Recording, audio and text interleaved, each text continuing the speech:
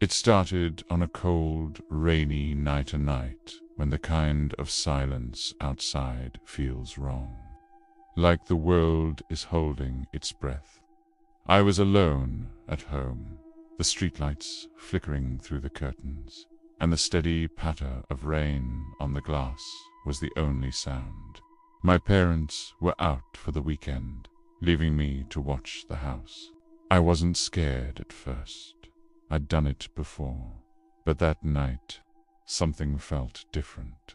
Around 10:30 p.m., I was scrolling through my phone, just killing time, when I heard the faint creak of the front gate. It was slow, hesitant, like someone was pushing it open but trying not to make any noise. I froze, phone still in my hand. The wind, I told myself. Just the wind. But then I heard footsteps, soft, wet, getting closer to the house. I quickly turned off my phone's flashlight and peered through a gap in the curtains. The street outside was empty, bathed in the faint, flickering glow of a single street light at the end of the road. The rain had stopped. Everything was completely still.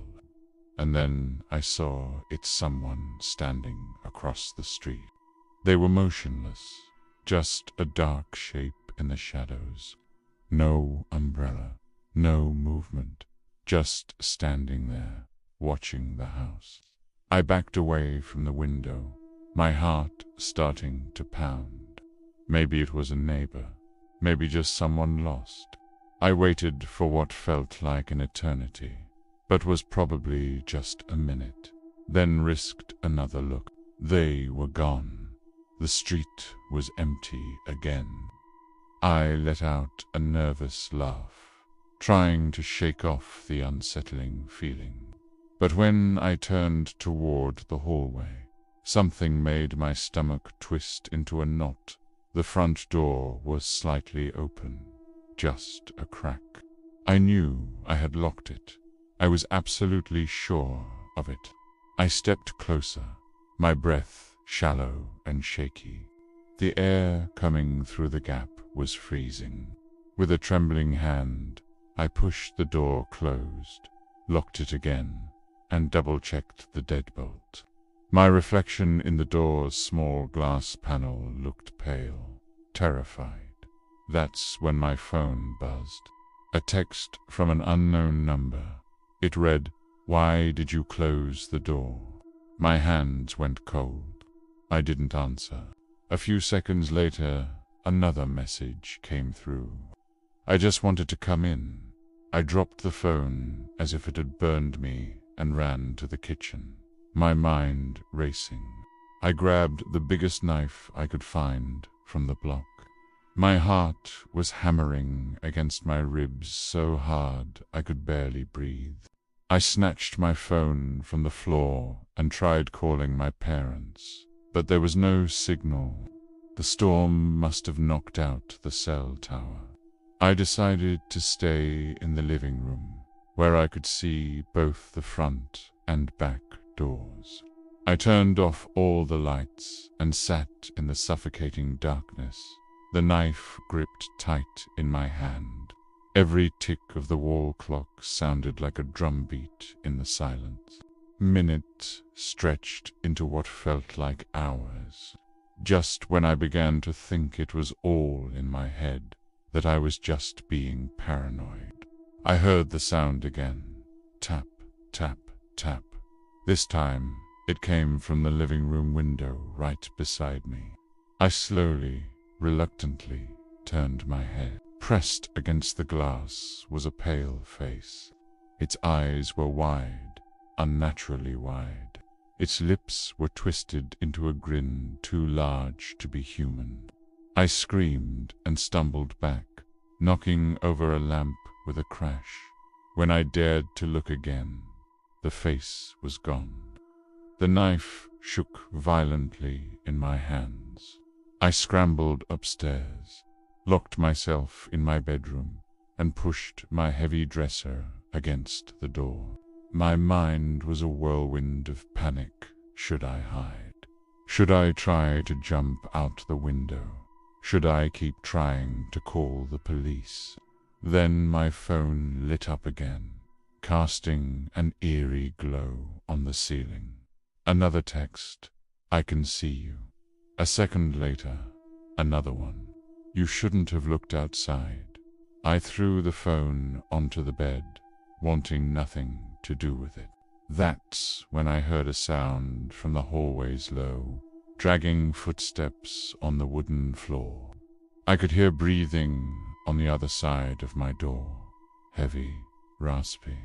I held my breath, every muscle in my body frozen. Then, a voice, a whisper. Let me in. It wasn't loud, it was almost gentle, like a child asking for help. But the sound was fundamentally wrong. It didn't sound human. I covered my mouth to stifle a sob, hot tears running down my face.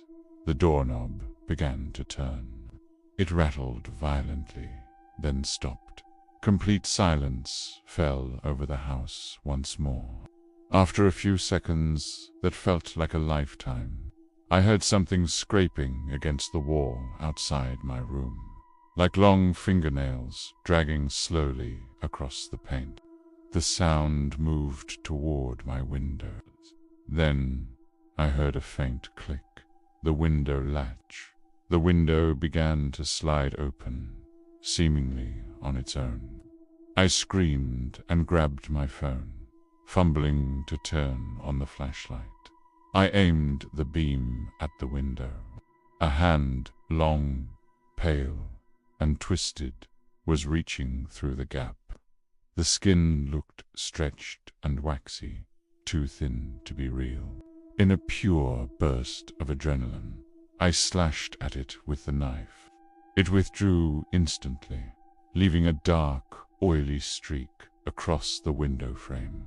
For a moment, there was only the sound of my own ragged breathing. Then the laughter began. It came from outside, circling the house, a low, distorted, echoing laugh that seemed to come from everywhere at once. And just like that, the power went out. The house plunged into absolute blackness. I crouched on the floor, clutching the knife, my eyes fixed on the bedroom door. I could still hear it out there, the breathing, the whispering, the scraping. And then, nothing. The sounds just stopped. The silence that followed was worse than any of the noises before. I stayed there, in the dark, waiting for the sun to rise, not knowing if I was truly alone. I'm still not sure I ever will be again. Thank you so much for listening to my story. If you enjoyed it, please consider hitting that like button and subscribing for more content. Stay safe out there, and I'll see you in the next video.